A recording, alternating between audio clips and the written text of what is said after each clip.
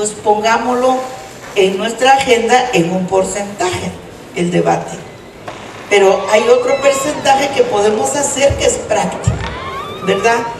Reconstruyamos el parque, vayamos a enseñar a nuestros hijos que el río es pacífico, etcétera, ¿verdad? Entonces, creo que es un tiempo de replantear agenda, no solo de cara al conflicto armado, sino de cara a la salud espiritual, la salud social y la salud material de nuestra sociedad, en las que nosotros estamos incluidos.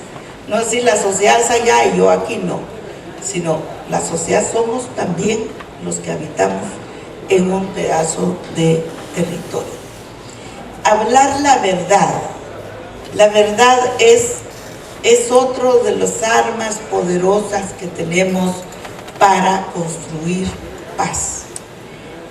Yo no puedo aceptar que la verdad lo diga otro cuando la verdad lo dice el que lo tiene, ¿verdad? Entonces, desafortunadamente en América Latina, muchas décadas hemos discutido sobre conceptos, pero menos estamos dispuestos a aceptar la verdad. Y la verdad es dolorosa, la verdad es cruda, la verdad es, si usted llora cuando yo le cuento lo que le pasó a mi hermanita que tenía 13 años, cuando torturaron a su mamá, cuando quemaron vivo a su papá, se imagina, y se quedó perdido en un pueblo donde había que caminar 9 horas para venir al pueblo grande, y no se tenía una fuente de trabajo, y no se tenía, etc.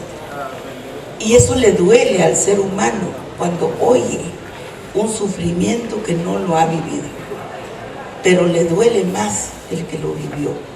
Entonces, la verdad legítima de las víctimas, nos guste o no, eso nos hace reflexionar y nos paga una deuda en la historia también. Entonces, eso nos lleva a clasificar también los hechos.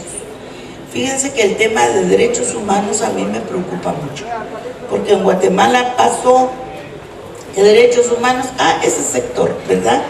Ya hasta se habla de los sectores de derechos humanos, ya no de los humanos en general, sino de derechos humanos se ONGizó, se hizo organización ONG con derechos humanos. Y entonces, por lo tanto, hay muchos expertos en derechos humanos, pero los expertos en derechos humanos más valiosos que contribuyeron a la reconstrucción del tejido social en armonía entre los guatemaltecos, especialmente desde la comunidad, son las mujeres y los hombres que perdieron un ser querido, vivieron el hambre, vivieron el tiempo de la desolación, la soledad total. Sin embargo, no perdieron las fortalezas. Sin embargo, atendieron sus hijos como debe ser. Sin embargo, protegieron a sus pequeños territorios como deberían de haber hecho en cualquier circunstancia, porque no tenían otra forma de ir a vivir en ningún otro lado. Entonces, allí resistieron. Y esa gente que mantuvo una fortaleza son los verdaderos expertos en ese momento, ¿verdad? Aunque no sepa escribir, aunque no sepa leer. Es decir, cómo incorporar la experiencia práctica de las víctimas en perfilar el análisis. Estamos en una casa de estudios, estamos en una casa de investigaciones científicos. Para los mayas la ciencia no es la exactitud total, sino es el inicio de una construcción, ¿verdad? No es el final, sino es el comienzo. Entonces, pienso que aquí con ustedes tienen mucho que aportar. Yo no tenía que hacer una charla el día de hoy porque sé que ustedes conocen los temas más que yo. Ya me enteré de la historia del Colima y ya me enteré de la historia de ustedes. Yo he estado más vinculado a Barranca Bermeja y algunas otras zonas, a Cali, que he tenido muchos amigos allá. Pero me estoy informando de lo que significa esta región, no solo en los paradigmas de la paz firme y duradera del futuro, sino en los acontecimientos de la historia anterior. Entonces aquí hay una memoria histórica que validar. Y yo creo que ustedes tienen todos los cientistas sociales para validar esa memoria histórica tal como es, no como quisieran otros, sino tal como pasaron los hechos, porque eso es muy importante. Luego, pues que sea un ejemplo para otras regiones para que revaliden. ¿Para qué? Para que nunca más vuelva a ocurrir lo malo que ocurrió, ¿verdad? Y para que las buenas cosas que se mantuvo aún en tiempo de guerra se convierta en una luz para otras regiones. Entonces, es tan importante la memoria histórica para esta juventud y los pioneros de la paz. ¿Qué es lo que creo yo que es importante? Es que aquí nazcan también los profesionales, las personas que den una luz para la mediación de conflictos, para la facilitación de diálogo, la facilitación de negociaciones, la facilitación de propuestas legislativas, propuestas sociales, y que entonces la dinámica de un área que ha vivido directamente el tema de conflictos es muy importante. Entonces, Tolima es una referencia, creo yo, extraordinaria. Y celebrando estos 70 años de vida de la universidad, tiene esa gran posibilidad de ver una parte, no posguerra. A mí no me gusta manejar las coyunturas. La coyuntura de guerra y posguerra, hay coyunturas que se alargaron como medio siglo, ¿verdad? Pero finalmente pensemos en más allá de las posguerras. Simplemente pensemos que es necesario construir una propuesta de paz que dé agenda a todas las generaciones venideras, donde quiera que estén. Yo les felicito a su trabajo de integración. Veo que hay una extraordinaria relación entre el poder político, el poder legislativo y el poder académico, ¿verdad? Y yo creo que esto es muy importante porque lo que vamos a avanzar son políticas públicas. No vayamos a confundirnos como lo que hicimos en Guatemala, la ONGización de los acuerdos de paz.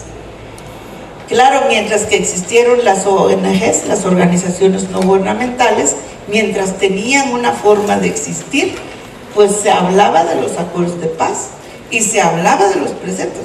Pero mientras que dejaron de existir, otra vez en el silencio, y como que si allí no pasó nada. Es decir, la necesidad de vincular los acuerdos con las normas, con la política pública, con la construcción de políticas públicas. Eso sería una recomendación que yo puedo hacerles a ustedes.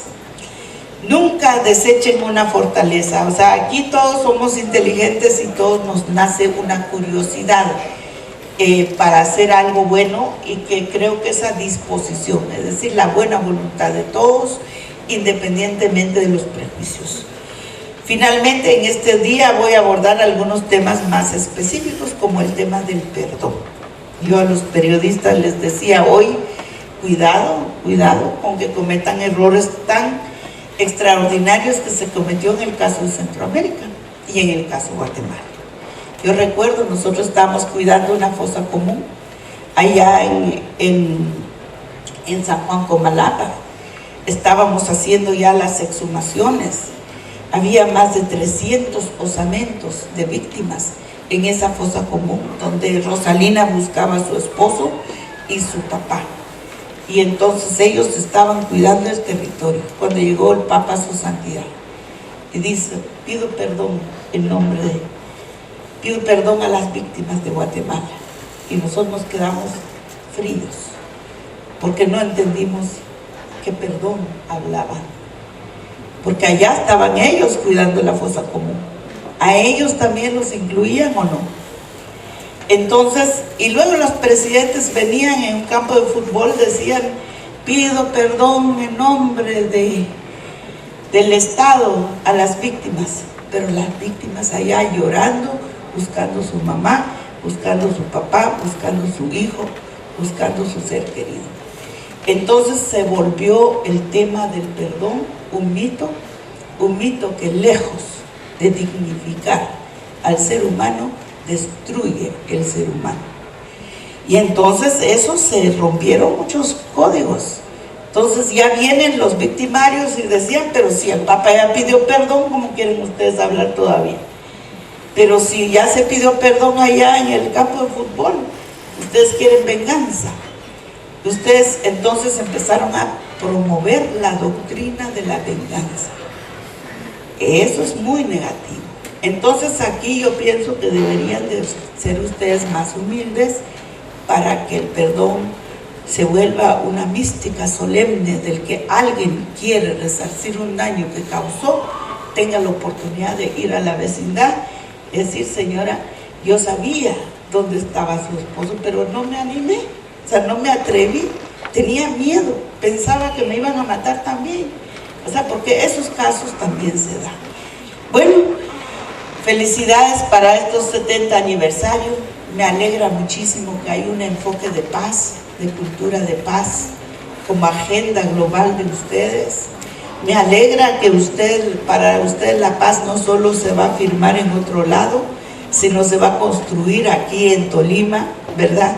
Me alegra muchísimo que acá se pueda construir una agenda de diálogo multisectorial, pero que se llegue a unos acuerdos y que esos acuerdos sea agenda que contribuya a esa coyuntura global que es la paz, que ojalá que se firme pronto, que nosotros también quisiéramos que se haga, para que tengamos más pretextos de intercambiar. Colombia es vista en el exterior como una esperanza enorme, que se termine ese conflicto antiguo, dice la gente. Si allá pueden acabar con ese conflicto, todos los otros conflictos se pueden manejar de una manera.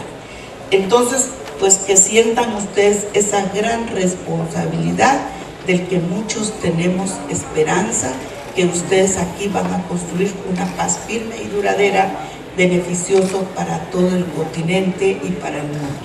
Muchas gracias, felicidades señor rector y felicidades a todas las autoridades de la universidad que siguen adelante.